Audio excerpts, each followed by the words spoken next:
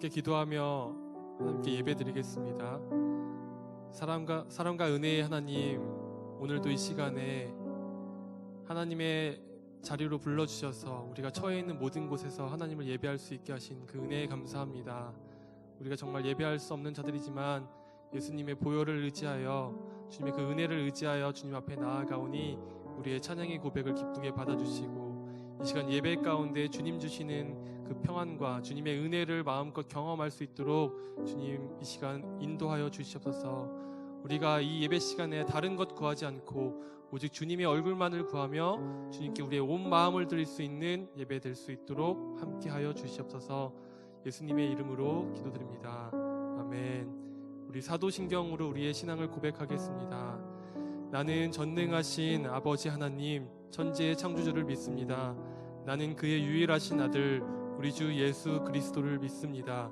그는 성령으로 잉태되어 동정녀 마리아에게서 나시고 본디오 빌라도에게 고난을 받아 십자가에 못 박혀 죽으시고 장사된 지 사흘 만에 죽은 자 가운데서 다시 살아나셨으며 하늘에 오르시어 전능하신 아버지 하나님 우편에 앉아 계시다가 거기로부터 살아있는 자와 죽은 자를 심판하러 오십니다. 나는 성령을 믿으며 거룩한 공교회와 성도의 교제와 죄를 용서받는 것과 몸의 부활과 영생을 믿습니다. 아멘. 함께 찬양하겠습니다. 주의 인자는 끝이 없고 주의 인자는 끝이 없고 그의 자비는 무궁하며 아침마다 새롭고 늘 새로우니 주의 성실이 금이라. 성실하신 주님, 주의 인자는 끝이 없고 주의 인자는 끝이 없고 그의 자비는 무궁하며 아침마다 새롭고 늘 새로우니 주의 성실이 금이라. 성실하신 주님, 주의 사랑은 끝이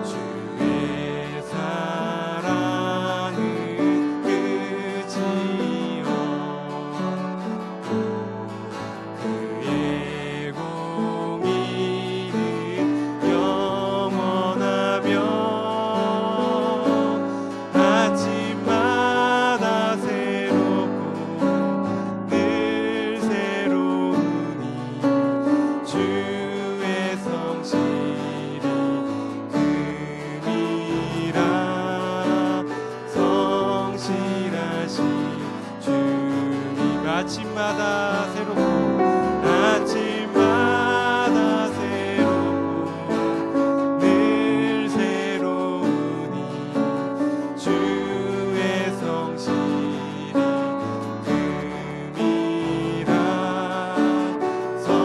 성실하신, 다시 고백합니다. 아침마다 새롭고 아침마다 새롭고 늘 새로우니 주의 성실이 금이라. 성실하신 주님. 아멘. 주님의 사랑과 은혜를 찬양합니다. 할렐루야.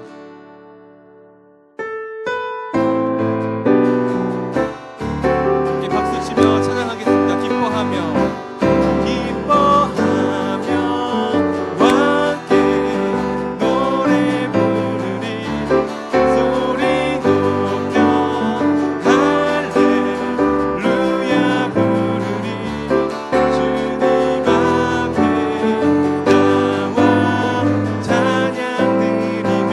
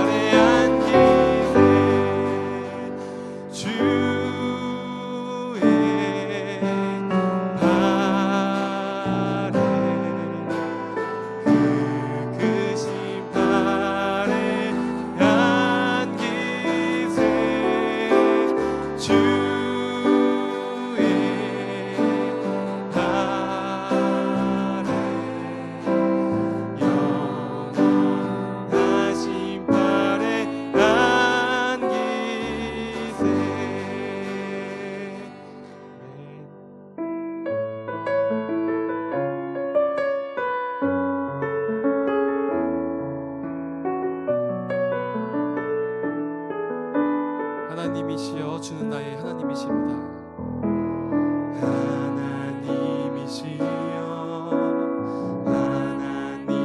하나님이시여 주는 나의 하나님이시로다. 나의 몸과 마음 주를 갈망하며 이제 내가 주께 고백하는 말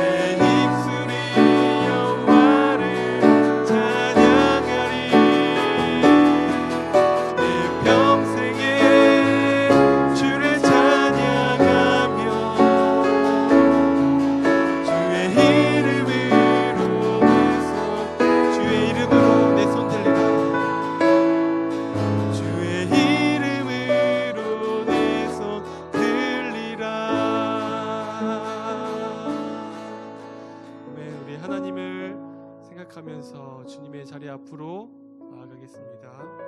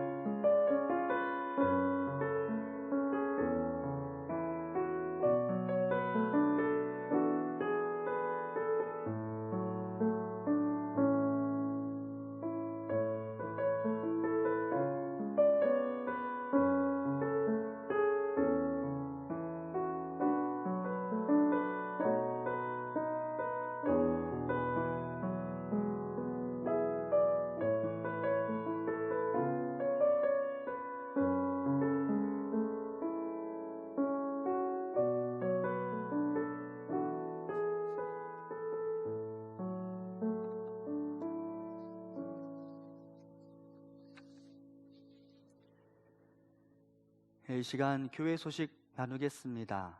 3월 첫째 주부터 우리가 5번 연속 온라인으로 예배를 드리고 있는데요.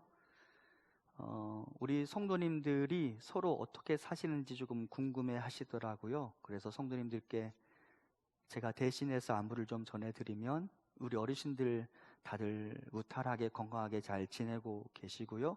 또 성도님들도 여러 우여곡절들이 있지만 각자 삶의 자리에서 이 코로나 바이러스와 또 이 어려운 시국과 맞서 싸우면서 잘 지내고 계신 것 같습니다.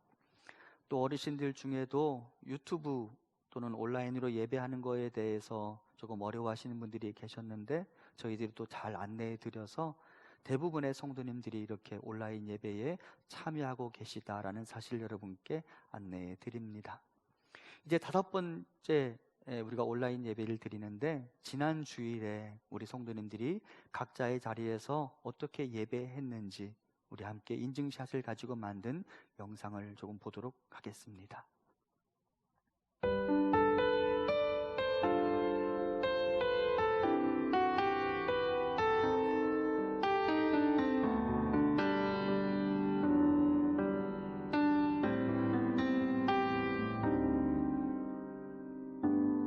의지했던 모든 것 변해가고,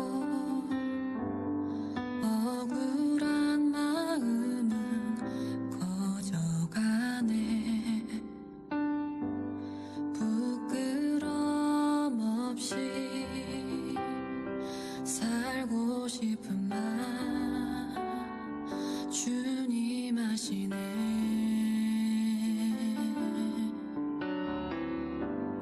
모든 일을 선으로 이겨내고, 죄의 유혹을 따르지 않네. 나를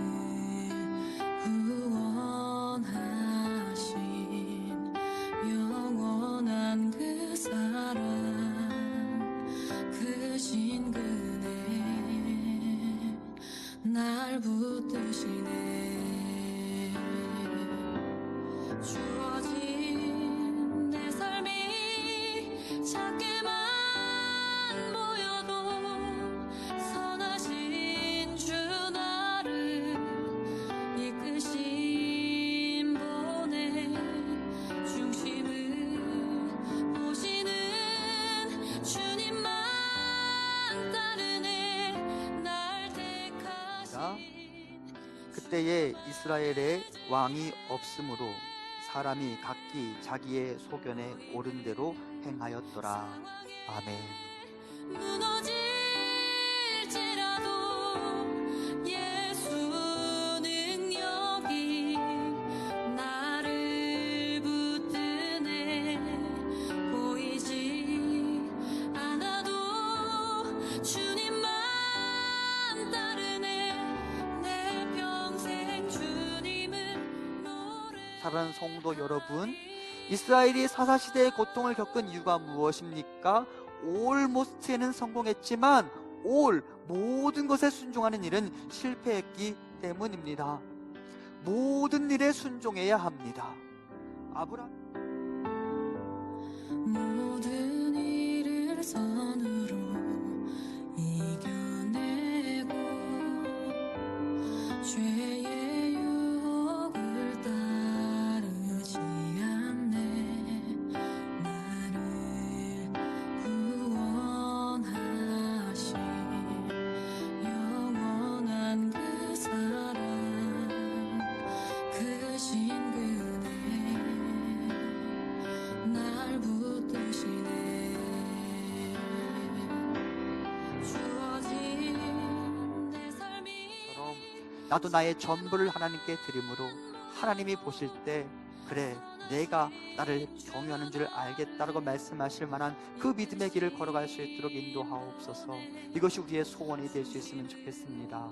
그럴 때 우리의 고통은 떠나가고 우리 성도님들과 이 땅에 마라는 떠나가고 나오미의 은혜가 임할 수 있을 것입니다. 보이는 상황에 무너질지라도 예수 능력이 나를 붙드네 보이지 않아도 주님만 따르네 내 평생 주님을 노래하리라 내 평생 주님을 노래하리라.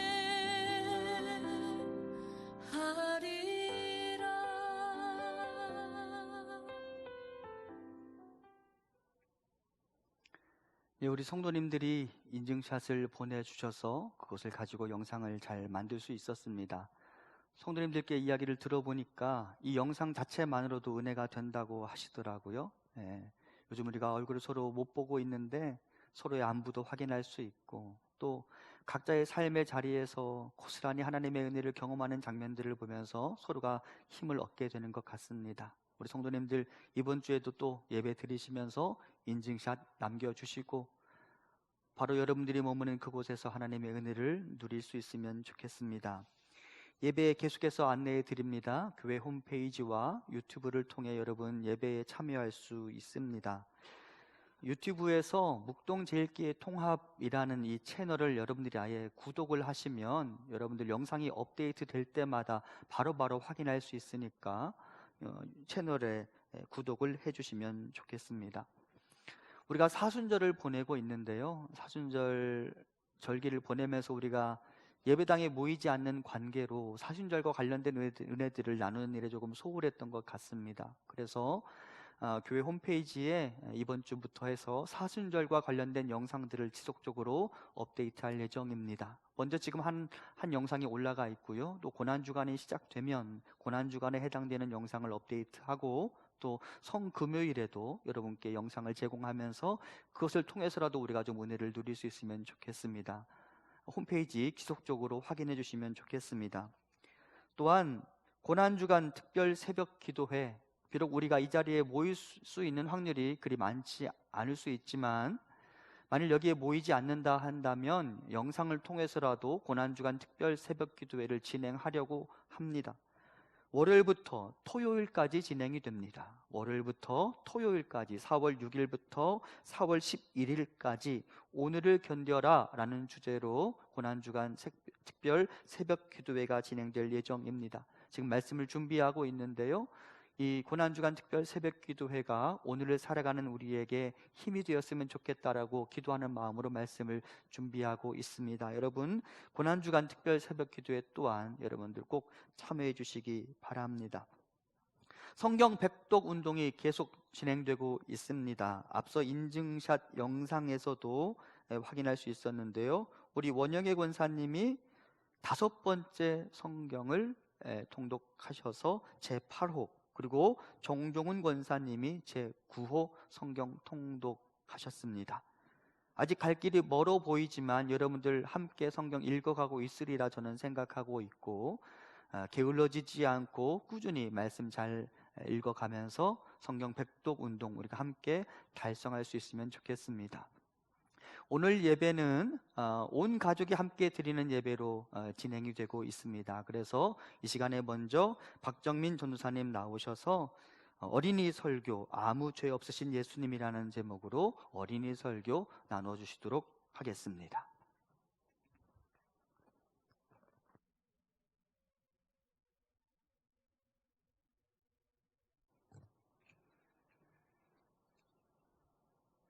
오늘 제목은 아무 죄 없으신 예수님이라는 내용이에요.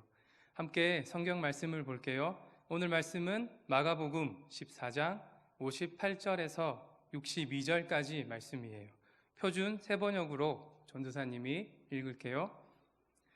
우리가 이 사람이 말하는 것을 들었는데 내가 사람의 손으로 지은 이 성전을 허물고 손으로 짓지 않는 다른 성전을 사흘 만에 세우겠다 하였습니다. 그러나 그들의 증언도 서로 들어맞지 않았다. 그래서 이 대제사장이 한가운데에 서서 일어서서 예수께 물었다. 이 사람들이 그대에게 불리하게 증언하는데도 아무 답변도 하지 않소. 그러나 예수께서는 임을 다부시고 아무 대답도 하지 않으셨다.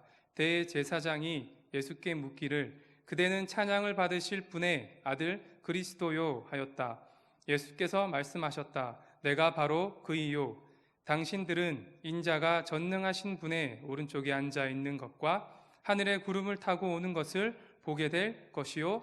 아멘. 예수님께서는 여러 곳으로 다니시며 복음을 전하시고 사람들에게 하나님의 나라를 가르쳐 주셨어요. 그리고 함께 살아갈 사람들을 부르셔서 제자로 삼으셨어요. 제자들은 예수님과 함께하며 하나님 나라의 복음을 듣고 예수님의 삶을 통해 하나님 나라 백성의 모습을 배워갔어요.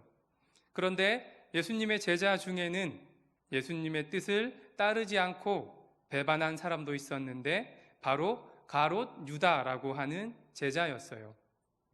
대제사장과 장로는 지도자들이었는데 예수님을 미워해서 죽이고 싶어 했어요.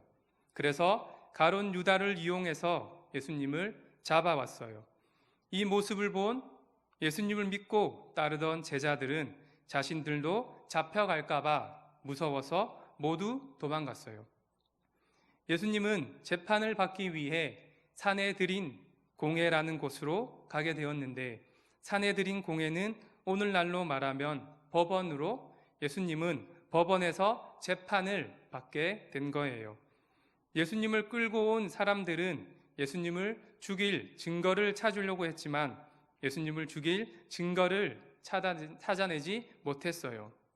그때 대제사장이 예수님께 내가 찬송받으실 이의 아들 그리스도냐라고 질문을 했어요.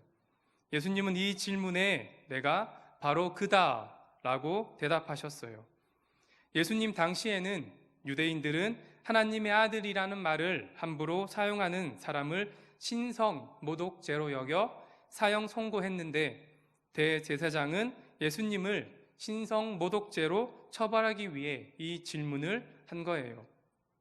예수님의 대답에 화가 난 대제사장은 옷을 찢으며 여러분은 방금 하나님을 모독하는 말을 듣지 않았습니까? 이제 이 사람을 우리가 어떻게 하면 좋겠습니까? 라고 사람들에게 말을 했어요. 그러자 사람들은 당연히 이 사람은 사형을 시켜야 된다. 신성 모독죄를 했으니 우리가 죽여야 된다라고 말을 하며 어떤 사람은 예수님께 침을 뱉기도 하고 또 어떤 사람은 손바닥으로 예수님을 때리기도 했어요. 다음 날 새벽에 대제사장과 장로들은 예수님을 결박해서 자신들을 다스리는 로마 사람인 빌라도라고 하는 총독에게 갔어요. 로마의 지배를 받고 있는 상태에서 유대 종교 지도자들이 사형 집행을 마음대로 할 수 없었기 때문이에요. 빌라도가 내가 유대인의 왕이냐라고 예수님께 물었어요. 이 질문은 너는 지금도 유대인의 왕이라고 생각하느냐라고 물은 것인데요. 지금이라도 아니라고 말한다면 형벌을 줄일 수 있다라는 뜻이기도 했어요. 그런데 예수님께서는 빌라도에게 내가 말한 그대로다라고 대답하셨어요. 대제사장들이 여러 가지로 예수님을 고발하자 빌라도는 다시 예수님에게 너는 왜 아무 답변도 하지 않느냐? 사람들이 많은 제목으로 너를 고발하고 있는 것을 보아라 라고 질문을 해요. 하지만 예수님께서는 더 이상 아무 대답도 하지 않으셨어요. 당시에는 명절 때마다 총독은 사람들이 요구하는 제수 하나를 풀어주었어요. 빌라도는 대제사장들이 예수님을 시기해서 자기에게로 끌고 왔다는 것과 예수님에게는 죄가 없다는 것을 알고 있었기 때문에 예수님을 풀어주려고 했어요. 하지만 대제사장들이 사람들을 시켜서 차라리 사람을 죽인 폭도 바라바를 놓아달라고 빌라도에게 말하게 했어요. 그래서 빌라도는 다른 사람들을 만족시켜 주기 위해서 바라바를 놓아주고 예수님을 채찍질한 뒤에 십자가에 처형당하게 내어주었어요. 아무 죄도 없으신 예수님께서는 우리의 죄를 대신 지고 사람에게 손가락질 당하며 부끄러움을 당하셨어요. 그리고 가장 힘들고 고통스러운 십자가를 지셨어요.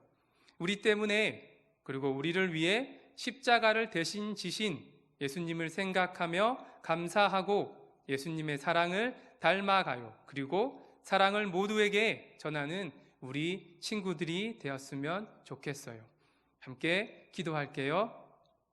하나님 감사합니다. 우리를 위해 죽으신 예수님을 알게 해 주셔서 감사합니다. 우리가 예수님을 늘 생각하며 예수님의 사랑을 배워갈 수 있게 도와주세요. 그래서 예수님의 사랑을 이웃들에게 보일 수 있는 우리가 되게 해주세요. 예수님 이름으로 기도합니다. 아멘.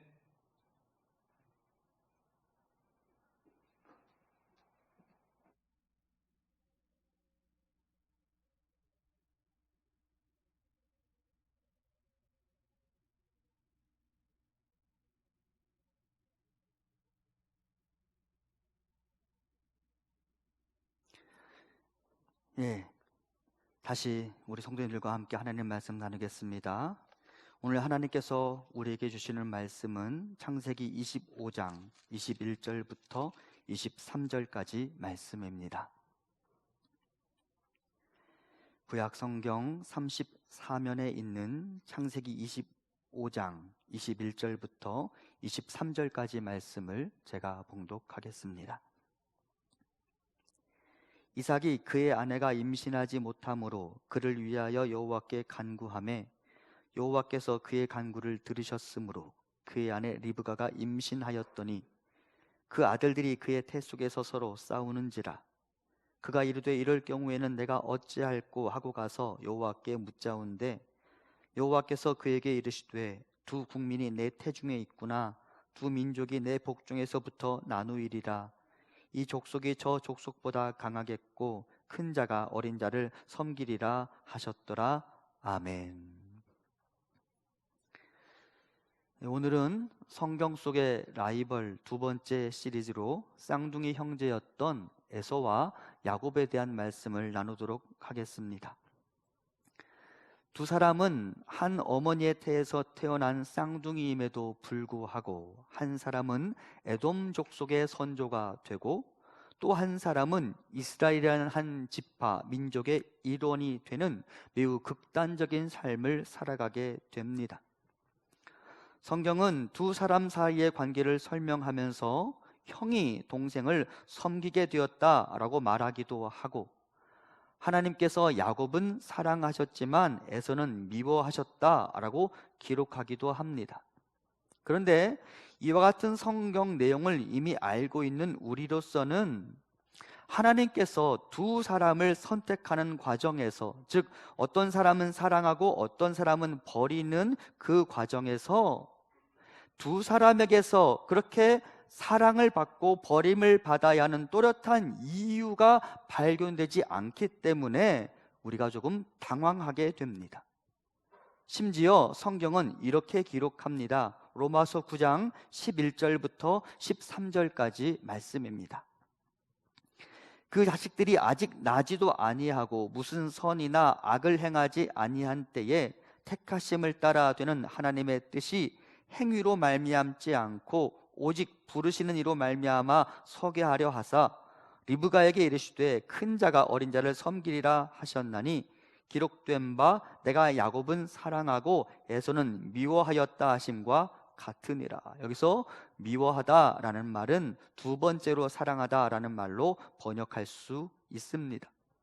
방금 봉독했던 본문을 가만히 보면 두 사람 중 어떤 이는 선을 행하고 어떤 이는 악을 행했기 때문에 하나님의 선택이 달라졌다라고 성경이 말하지 않습니다. 오히려 두 사람이 어머니의 뱃속에 있을 때부터 하나님의 선택이 이미 달라졌다라고 이야기합니다. 그러니 에서라는 사람 입장에서는 너무도 억울할 것 같습니다. 여러분들은 안 그렇습니까? 어른들 입장에서도 우리 청소년부 친구들 입장에서도 내가 만일 에서라면 너무나 억울할 것 같다라고 생각할 수 있을 것 같습니다. 그리고 하나님의 공정성이라는 것에 대해서 의심할 수 있을 것 같습니다. 여러분께 질문해 봅니다. 하나님은 공정하십니까? 반주하시는 구현정 자매, 하나님은 공정하십니까? 하나님은 과연 공정하신가? 먼저 이 부분을 좀 생각해 보려 하는데요. 사실 하나님은 불공정하십니다. 어떤 의미에서 그러느냐?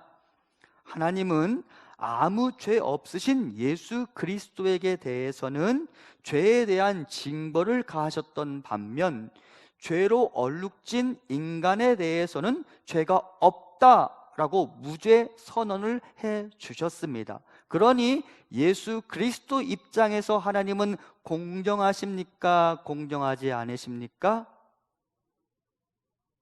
공정하지 않으시죠. 하나님은 예수 그리스도 입장에서 볼 때는 불공정하신 게 맞습니다.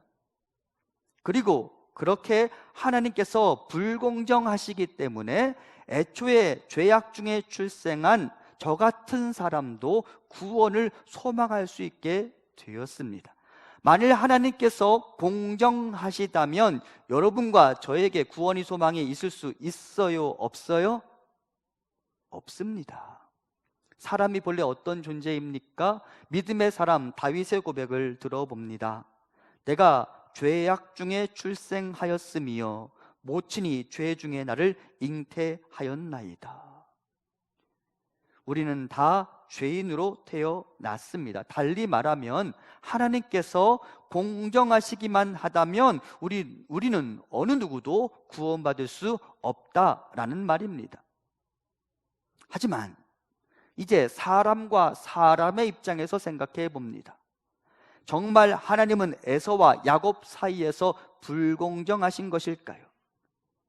하나님이 에서와 야곱에게 불공정하신 게 아닙니다. 다만 야곱이 은혜를 받은 것 뿐입니다.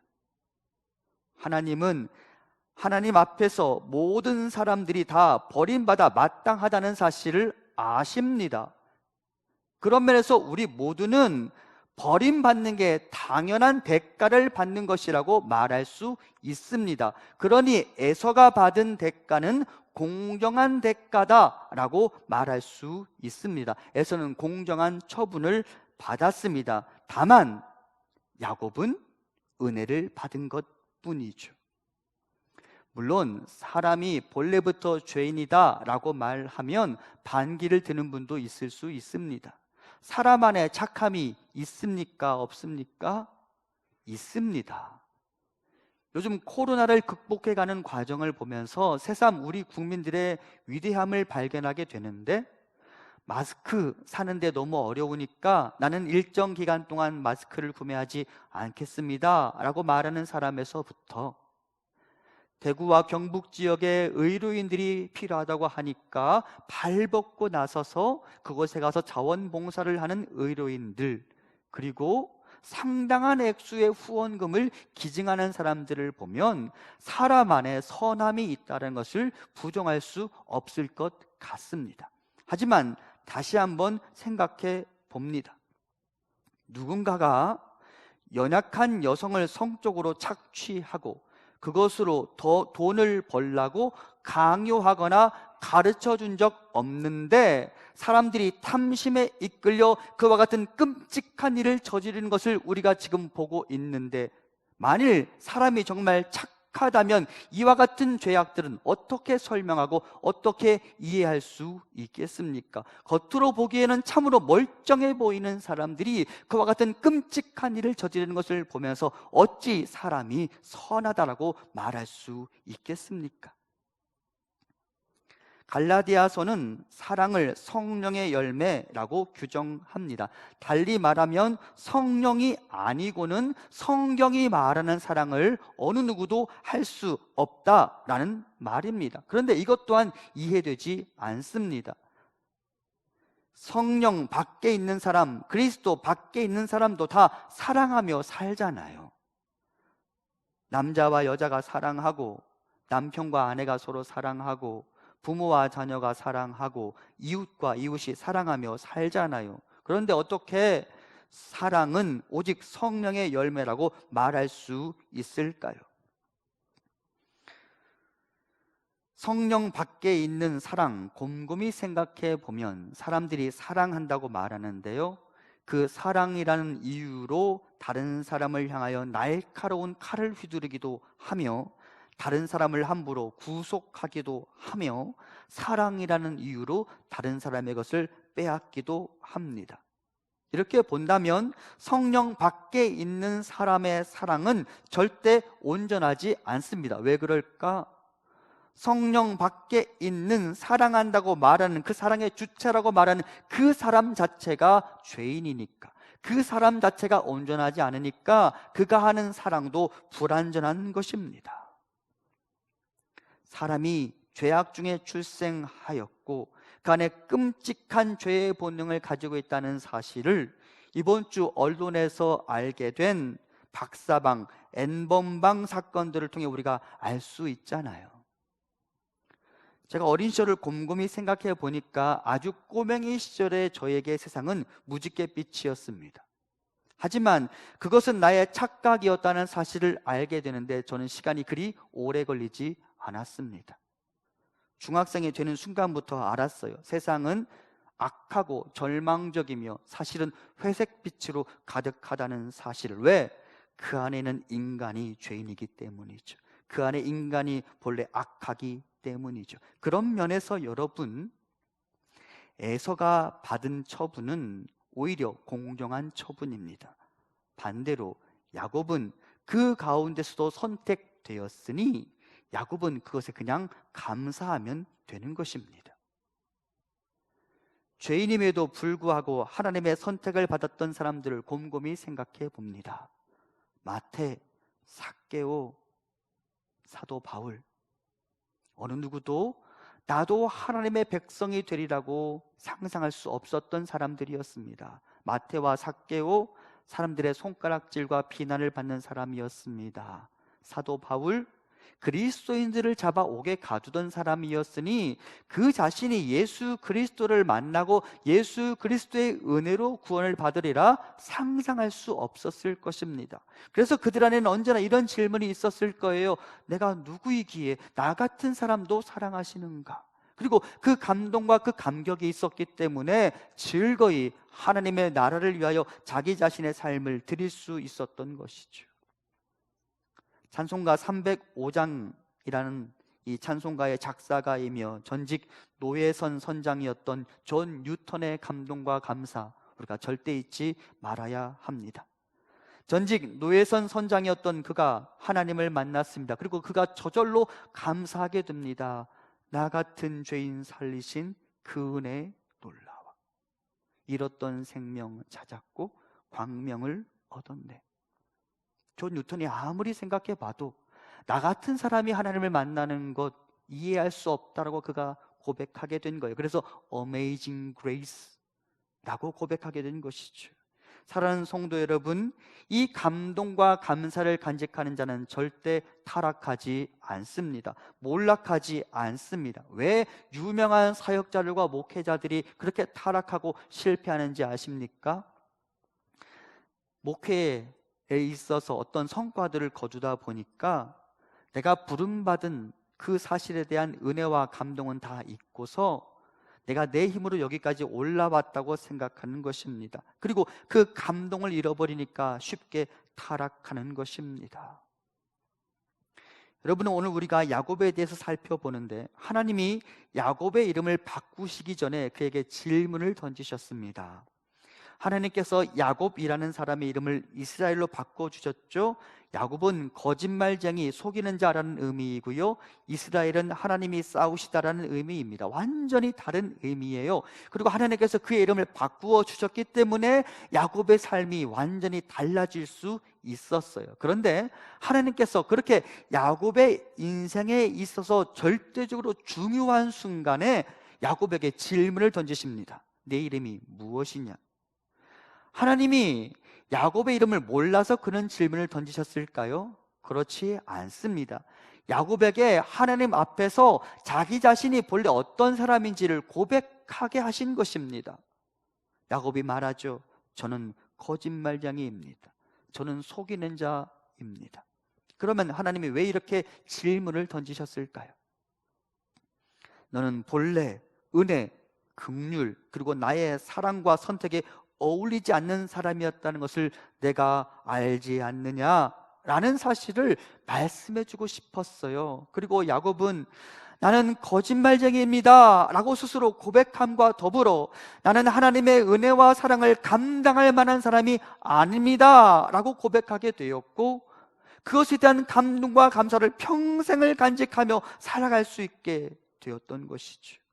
여러분, 내가 받은 구원을 절대 당연하게 여기지 말아야 합니다. 대신 하나님의 구원의 은총에 감사해야 합니다. 본래 죄악 중에 출생한 나 같은 사람이 하나님의 선택을 받았음에 감사하시기 바랍니다. 그가 그 감격을 가지고 충분히 의연하게 광야 같은 여정을 통과하게 될 것입니다.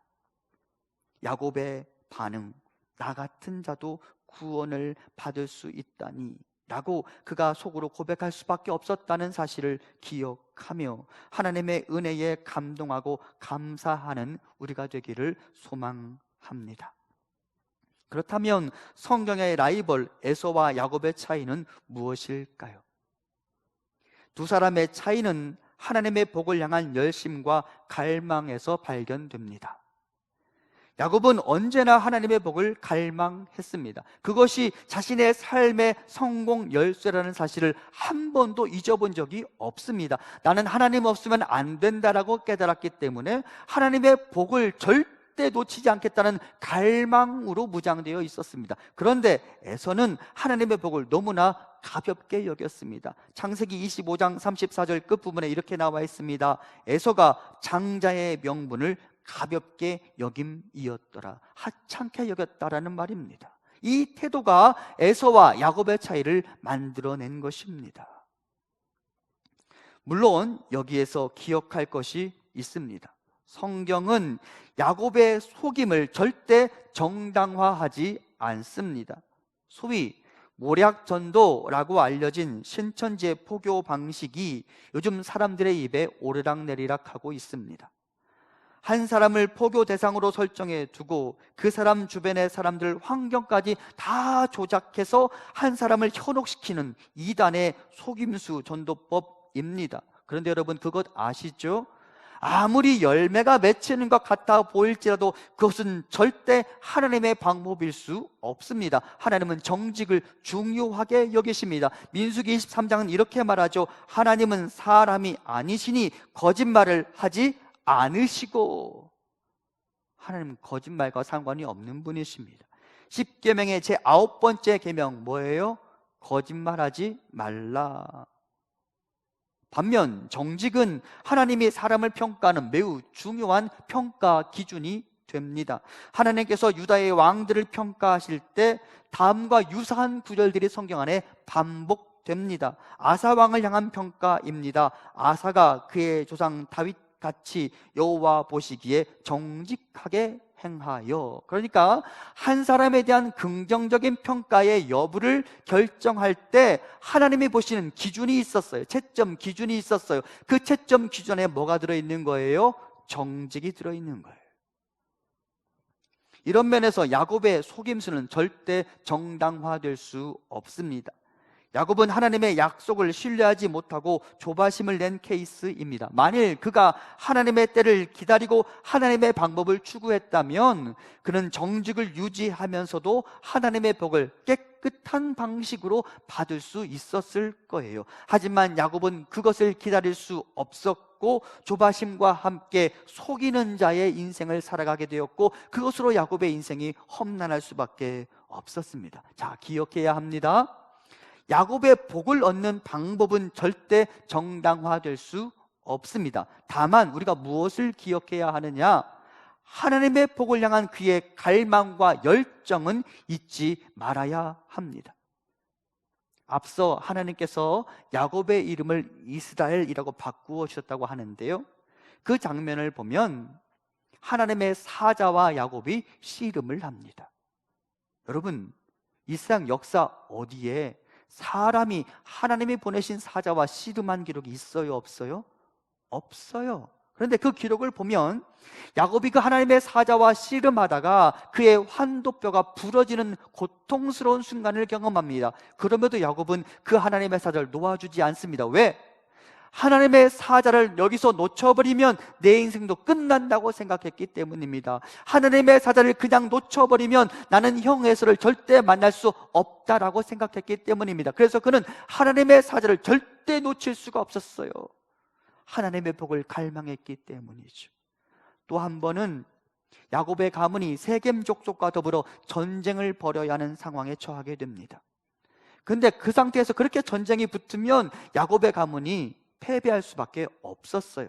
그리고 그때 야곱이 선택합니다. 자기가 가지고 있던 모든 장신과 우상들을 다 내버려 두고 다 내려놓고 다 포기하며 오직 하나님 한 분만 선택합니다. 왜?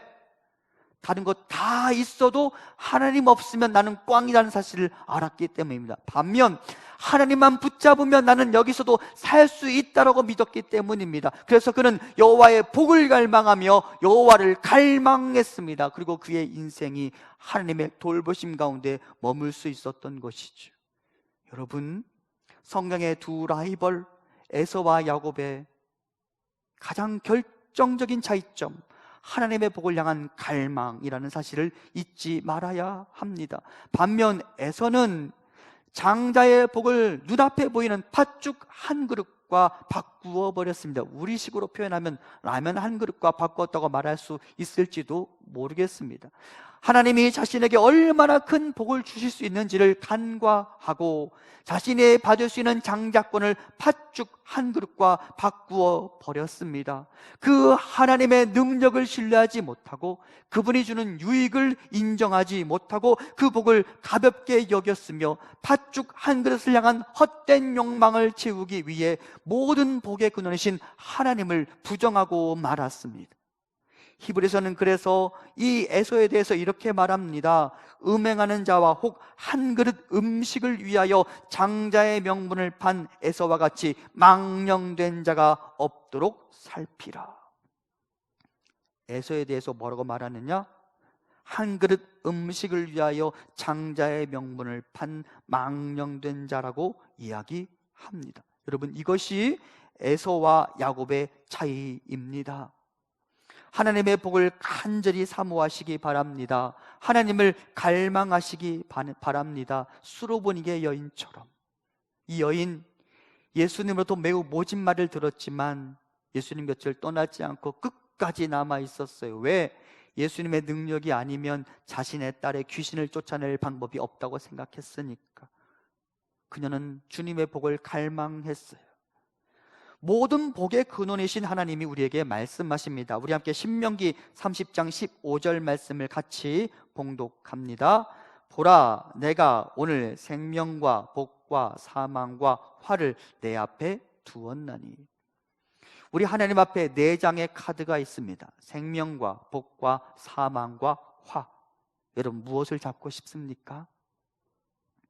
하나님의 생명, 하나님의 복을 갈망해야겠죠. 그런데 여러분 그것 아십니까? 그렇게 하나님의 복과 하나님의 생명과 하나님의 은혜, 하나님의 능력을 사모한다면 우리는 반드시 그분을 갈망해야 합니다. 그분을 갈망하지 않는데 그분의 복이 나에게 흘러 들어올 리가 없기 때문입니다. 그리고 만일 그분을 갈망하기를 원한다면 우리는 하나님을 갈망하기 위하여 죄를 끔찍히도 멀리해야 하고 싫어해야 하며, 그분을 온전히 경외할 수 있어야 하며, 그분을 예배하는 것과 그분께 기도하는 것을 즐거워할 수 있어야 합니다. 그렇게 그분을 갈망하기 시작할 때 그분의 복이 우리 가운데 흘러들어오게 될 것입니다. 야곱이 하나님을 갈망했습니다. 그리고 하나님은 그의 이름을 바꾸어 주셨고 그의 삶을 바꾸어 주셨습니다. 이스라엘, 하나님이 싸우시다. 이것이 그의 새 이름이 되었죠. 그래서 야곱은 어디에서나 안전할 수 있었습니다. 에서로부터, 그리고 세겜 족속으로부터, 그리고 흉년으로부터도 나중에 보호받을 수 있었습니다. 언제나 하나님이 야곱을 위하여 대신 싸워주셨기 때문입니다. 그러니 어찌 에서의 삶과 야곱의 삶이 같을 수 있었겠습니까? 성경의 라이벌 두 사람을 보면서 이제 우리 함께 결단하면 좋겠습니다. 복의 근원 여호와를 갈망하시기 바랍니다. 하나님을 갈망하고 그분과 그분 주시는 복을 사모하십시오. 하나님은 그의 인생의 이스라엘이 되어 주실 것입니다. 하나님이 그 사람을 위하여 대신 싸워 주실 것입니다. 그분을 사랑하고 그분을 즐거워하고 그분을 나의 인생의 가장 중요한 변수로 받아들이시기 바랍니다. 그분을 나의 인생의 창조주로 인정하고 그분을 나의 인생의 영원한 주인으로 인정해 드리시기 바랍니다. 그리고 그분의 뜻에 즐거이 순종하십시오. 그는 복의 근원이신 여호와 하나님으로부터 오는 위대한 복, 위대한 능력, 위대한 은총에 참여하게 될 것입니다. 오늘 주신 말씀 기억하며 에서와 야곱의 갈림길에서 하나님의 복을 갈망함으로 야곱의 인생, 이스라엘의 인생에 동참하는 우리가 될 수 있기를 간절히 소망합니다. 이 시간 함께 찬송가 310장 부르시고 기도하도록 하겠습니다.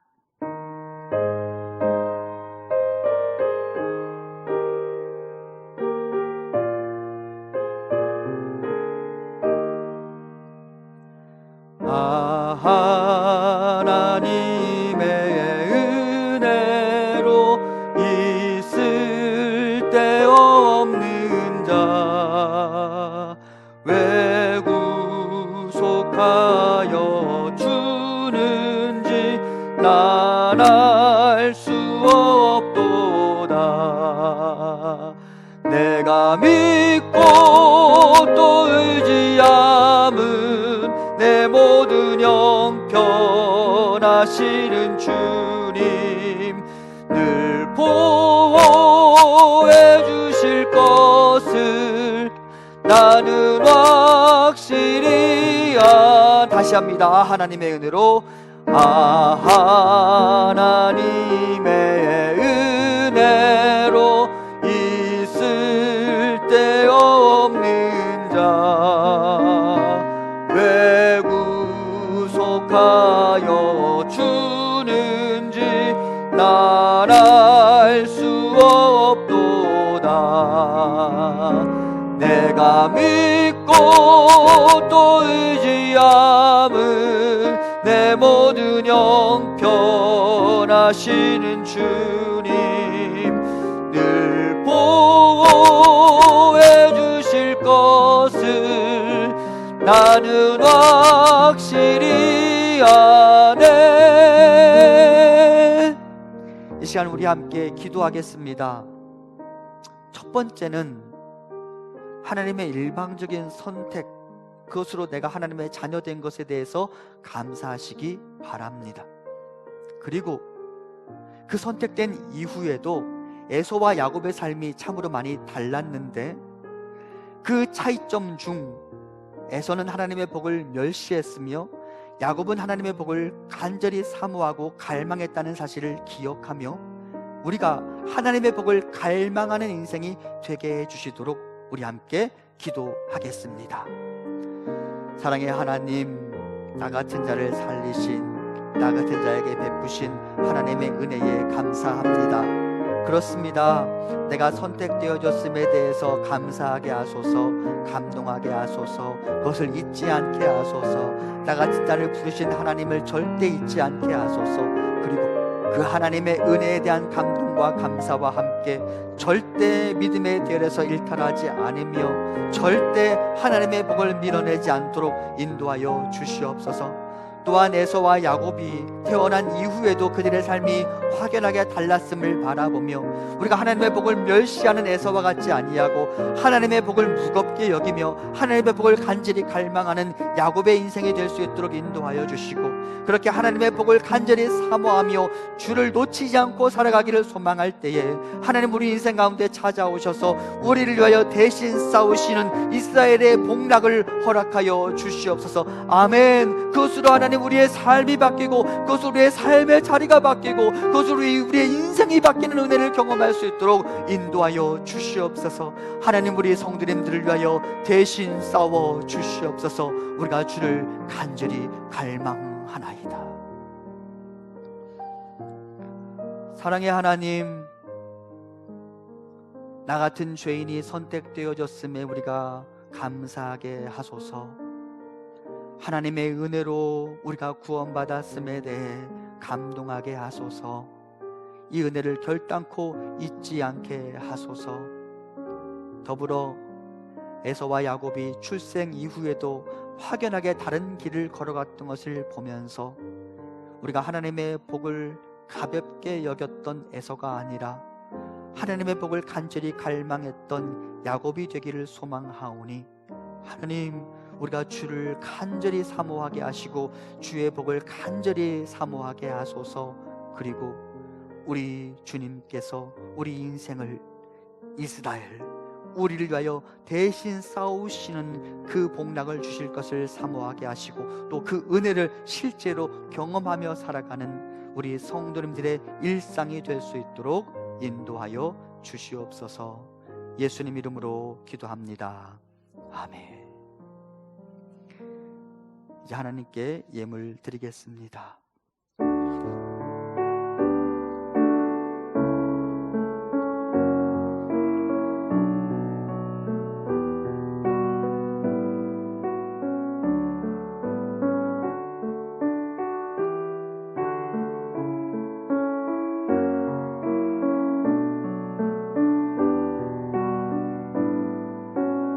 주께 드리네, 주께 드리네, 주께 드리네. 사랑하는 구주 앞에 모두 드리네.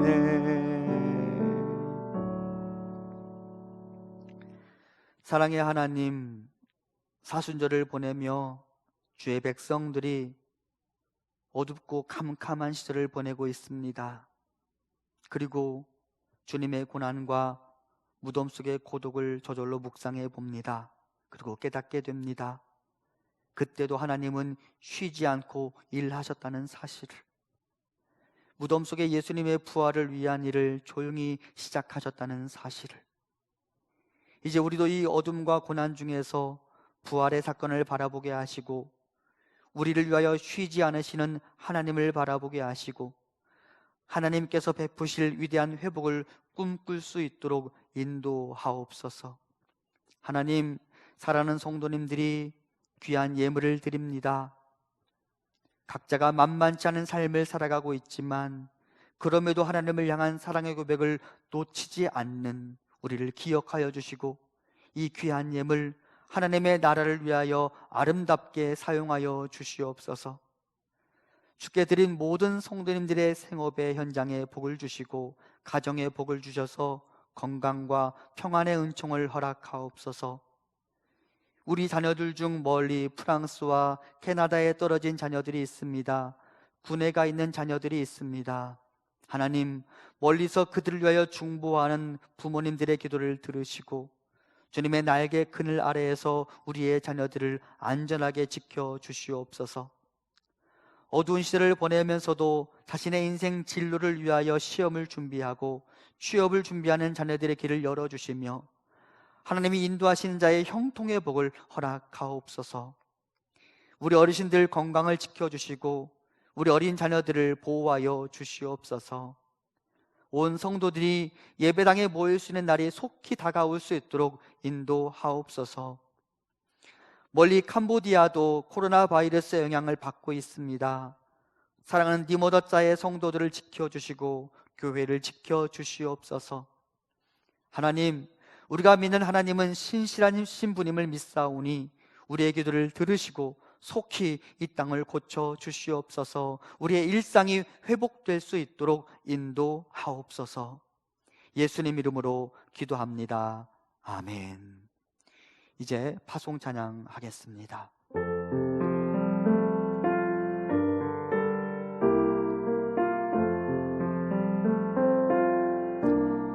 우리는 주의 백성이오니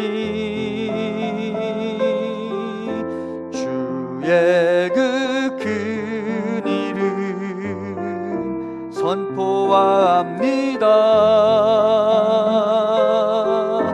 이곳 어두운 세상에 빛으로 부르셨네. 주의 얼굴 구할 때 역사하소서.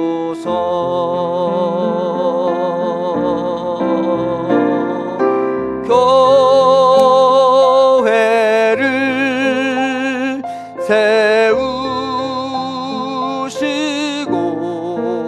세우시고 이 땅 고쳐주소서.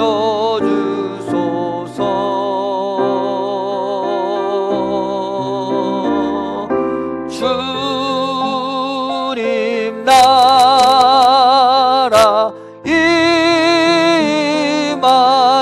임하시고 주 뜻